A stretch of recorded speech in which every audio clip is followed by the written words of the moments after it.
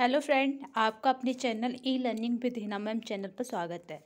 आज हम बात करेंगे कि थीसिस बनाते समय या फिर आपका डिजर्टेशन बनाते समय हमें किन किन स्टेपों को फॉलो करना पड़ता है या किन किन चैप्टरों का नाम लिखने पड़ते हैं कंटेंट अपना जब हम राइटिंग करते हैं तब। क्योंकि ये मोस्ट इम्पोर्टेंट टॉपिक है, क्योंकि कभी कभी आपका यूजीसी नेट जो पेपर होता है उसमें इनका आपका सीरियल से या फिर क्रम से आपको स्टेप लिखने के लिए पूछ लिए जाते हैं या फिर क्रम से उन्हें लगाने के लिए दे दिया जाता है। तो चलिए स्टार्ट करते हैं। इसमें जो आज का हमारा टॉपिक है उसे लेके कि इसमें अगर हम देखें कि हमारा जो रहेगा पहला रहता है हमारा टाइटल पेज, यानी इसको हम डालते हैं 01। ये याद रखना कि इसमें जो नंबरिंग है वो भी मोस्ट इम्पोर्टेंट है। जब आप अपनी थीसिस या फिर डिजर्टेशन जमा करने जाएंगे सेंट्रल लाइब्रेरी में तो इसमें नंबरिंग के अकॉर्डिंग वो चैप्टरों को मांगते हैं, इसलिए आपको बार बार वो वापस भेजते हैं। और जो इंग्लिश वाले कैंडिडेट हैं या इंग्लिश वाले स्टूडेंट हैं उनके लिए आपका प्लेगरिज्म चेक करना भी मोस्ट इम्पोर्टेंट हो जाता है। 10% तक प्लेगरिज्म, कहीं कहीं 5% तक प्लेगरिज्म जा सकता है, अदरवाइज उसे हटाना पड़ता है। अगर बात करें प्लेगरिज्म की तो प्लेगरिज्म यानी साहित्यिक चोरी। तो आपका जो हम किसी का दूसरे का कंटेंट लेते हैं और बिना उसको यानी प्रेजेंट किए, यानी सपोज ऐसे देखिए कि आपकी फ्रेंड का लिखा हुआ कोई आर्टिकल या फिर कोई पेज है जिसको उसने खुद लिखा है, पोएम या कविता, आपने क्या करा कि उसको ऐसे ही अपने ही मैटर में रख लिया, उसका नाम आपने शो नहीं किया कि ये पोएम उसके द्वारा लिखी गई है। इस तरह से अगर हम किसी कंटेंट को नहीं लिखते तो वो हमारा प्लेगरिज्म में चला जाता है। बात करते हैं कि फाइल नेम में हम क्या रखेंगे, तो पहले रखेंगे मोस्ट इम्पोर्टेंट होता हमारा टाइटल। टाइटल को देखें तो टाइटल यानी आपकी जो समस्या थी, प्रॉब्लम थी, उसका जो आपने टॉपिक रखा वो होता हमारा टाइटल। जैसे सपोज करिए कि मैं टाइटल लूँ कि उच्च माध्यमिक स्तर पर अध्ययनरत योग अभ्यासी विद्यार्थियों की शैक्षिक उपलब्धि एवं मानसिक स्वास्थ्य का अध्ययन करना, तो ये हमारा हो गया टाइटल यानी शीर्षक पृष्ठ जिस पे हमने अपनी पूरी थीसिस को तैयार किया है, यानी ऐसा टाइटल जिस पे हमने क्या करा, पूरी अपनी थीसिस या डिजर्टेशन बनाई है उस समस्या पे। दूसरा हमारा होता है सर्टिफिकेट यानी प्रमाण पत्र, जो हम लिख रहे हैं वो प्रमाणित है, यानी हमने किसी दूसरे का कंटेंट नहीं लिया है। तीसरा हमारा मोस्ट इम्पोर्टेंट होता है वो है डिक्लेरेशन या फिर घोषणा पत्र। ये भी हमारा लगता है, क्रम वाइज लगते जाते हैं। जिस तरह मैं आपको क्रम में दिखा रही हूँ सेम किताब में जब आपकी डिजर्टेशन या थीसिस बनेगी तो उसमें इसी क्रम से ये चलते जाएंगे। चौथा हमारा जो आएगा वो आएगा हमारा अब्स्ट्रैक्ट या फिर ब्रीफ में हम क्या करते हैं कि इसका सार लिखते हैं, जो मोस्ट इम्पोर्टेंट होता है। इसका जो सार है हम ब्रीफ में लिखते हैं, जो हमारे लिए क्या होता है, मोस्ट इम्पोर्टेंट होता है। क्योंकि इससे क्या होता है कि जो भी आपकी रिसर्च को पढ़ना चाहता है या आपकी थीसिस या डिजर्टेशन को पढ़ना चाहता है तो उसको आपके पूरे 250 पेज नहीं पढ़ने या 300 पेज नहीं पढ़ने, वो इतना पढ़ेगा और उससे ही क्या करेगा, समझ जाएगा कि इसमें क्या है। अब बात करते हैं आभार सुमन, जो मोस्ट इम्पोर्टेंट है आपका, क्योंकि इसमें क्या है कि जिसने हमारी मदद की, जैसे आपका लाइब्रेरी हुई, टीचर्स हुए, आपके गाइड हुए, उनके प्रति हम क्या करते हैं, अपना आभार व्यक्त करते हैं।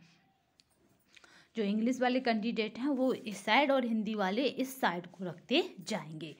तो नेक्स्ट पॉइंट देखते हैं वो हमारा छठवां, इसमें आता है कंटेंट ऑफ वर्क, यानी आपने इसमें क्या क्या कंटेंट डाला है ये आपका शो करता है 06 नंबर।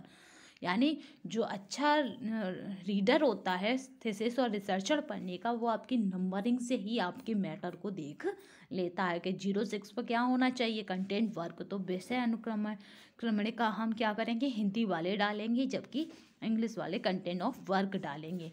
अब बात करते हैं कि जब हमने कंटेंट ऑफ वर्क बता दिया उसे विषय अनुक्रमण का, तो इसमें क्या क्या है ये हमें क्या करना है, लिस्ट ऑफ टेबल में शो करना है, यानी हमने कितनी टेबल बनाई। अगर बात करें हम तीसरे और चौथे चैप्टर में हमारी टेबलें बन जाती हैं।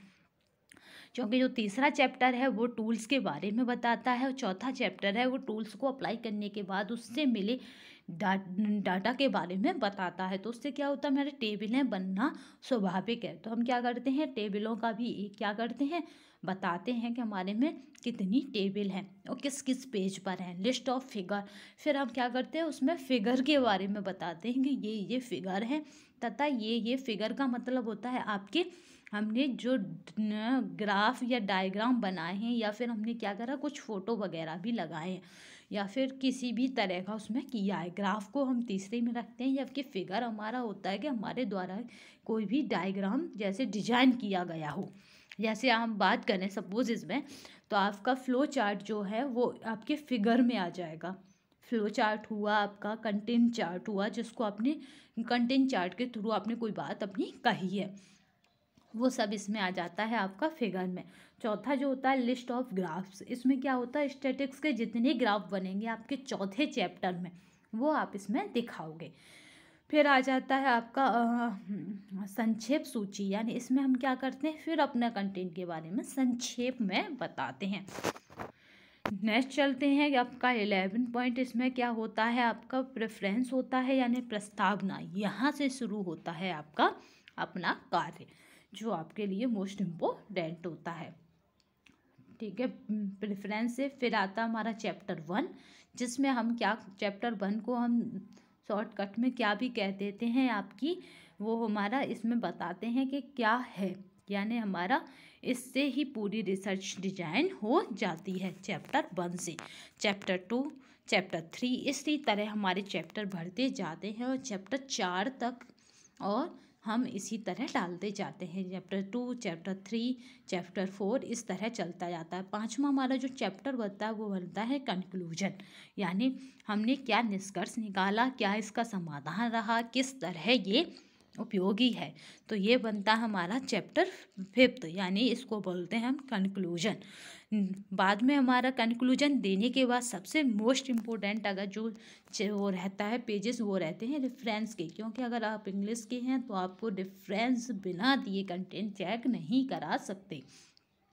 फिर आता है हमारा बिब्लियोग्राफी, इसमें क्या होता है कि जिन बिब्लियोग्राफी में हम बुक वगैरह रेफरेंस सब एक कर देते हैं, क्योंकि हिंदी वालों के लिए मोस्ट इम्पोर्टेंट है, क्योंकि वो जितना भी कंटेंट उठाते हैं वो साइड से कम किताबों से ज़्यादा होता है। तो ग्रंथ सूची हम रखते हैं। इसके बाद आता है आपका अपेंडिक्स, इसमें ये भी मोस्ट इम्पोर्टेंट है, क्या हमने क्वेश्चनेयर लगाया, क्या टूल्स लगाए। कभी कभी रिसर्चर टूल्स तो 4 लगाता है मगर अपेंडिक्स में क्या करता है 2 ही डाल पाता है, या उसे याद नहीं रहता, तो जब वो चेक कराने जाता है तो ये चेक होता है, जिसको हिंदी वाले परसिस्ट लिखेंगे। अब बात करते हैं हम समरी की, तो समरी भी हमारा एज क्या है, संक्षिप्तीकरण है, यानी उसका सारांश है, क्योंकि ये भी मोस्ट इम्पोर्टेंट है अगर आप एमफिल या पीएचडी कर रहे हो, क्योंकि इसको लिए बिना वो क्या करते हैं, आपकी थीसिस जमा नहीं करते हैं। कुछ पेजेस में ऐड होते हैं, मतलब कुछ पेजों में बनाई जाती समरी, उसको आपके थीसिस में रख दिया जाता है। इस तरह करते हैं। आप देख ही पा रहे हैं कि नीचे जो लिखा है वो भी मोस्ट इम्पोर्टेंट है। जो आपका प्रेफरेंस है, जो कंक्लूजन है, वो क्या हो, कवर अंडर प्लेगरिज्म, यानी प्लेगरिज्म के अंडर हो। इसमें कहा 15 डे के लास्ट सबमिशन जो होगा वो 15 दिन की लाइब्रेरी में हो जाएगा। तो इस तरह आप समझ ही पा रहे हैं और देख भी पा रहे हैं इसमें कि इस तरह हमें अपने क्या करना है, कंटेंट को डिजाइन करना है। शुरू से अगर हम क्रम लेके चलते हैं तो उस टाइम पर हमें प्रॉब्लम नहीं आती, क्योंकि जब हमने बनाया था तो हमें क्रम नहीं पता था। तो क्या हुआ था कि कंटेंट हमने डिज़ाइन किया मगर क्रम नहीं पता था, तो उसकी वजह से लाइब्रेरी में चक्कर काटने पड़े थे। तो आई होप आज की वीडियो आपको पसंद आई होगी। अगर पसंद आई हो तो शेयर, लाइक और सब्सक्राइब करना ना भूलिएगा, तथा कमेंट बॉक्स में अवश्य बताइएगा कि किस तरह की लगी, क्योंकि मैं सोच रही हूँ कि अगर मुझे पहले से पता है तो मैं बताऊँ, जिससे कि आप सबको प्रॉब्लम ना हो जो मुझे फेस करनी पड़ी। तो इसी क्रम में बनाइएगा। हिंदी वाले इतना ध्यान रखें कि जो फाइल के प्रकार, जो नाम दिए गए हैं वो ये वाले रखें, इंग्लिश वाले ये वाले रखें, जबकि क्या होगा, जो क्रम नंबर है वो इसी तरह चलेगा, 01, 02, इस तरह आपका क्रम नंबर चलेगा। ये बात याद रखिएगा।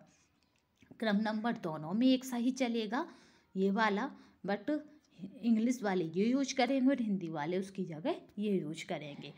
तो आई होप आज की वीडियो पसंद आई होगी। Thank you and like subscribe my video.